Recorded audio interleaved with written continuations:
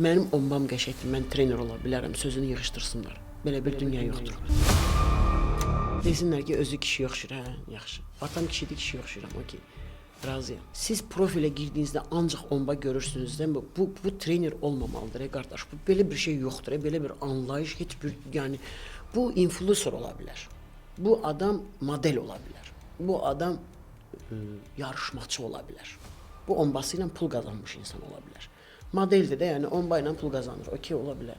Amma bu trener ola bilməz. Bunu eləyən qadınlar trener ola bilməz. Və mən bunu bir qadın olaraq deyirəm. Qoy məni tənqid eləsinlər. Desinlər ki, özü kişi oxşur, hə, yaxşı. Atam kişidir, kişi oxşuram, okey. Razıyam. Bəzi trenerlər, trener demək istəmirəm.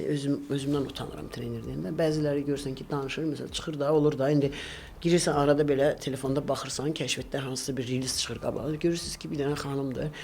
Amma siz necə bir xanımdır? Yəni tam belə o mətbəxdə şorba qarışdıran belə xanım tipidir də, yəni. Və bu qadın sizə popo deyərək nəyisə izah eləməyə çalışır. Və əslində əzilən adını da bilmir.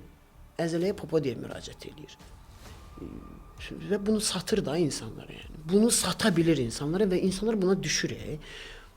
Acınacaqlı olan bax budur.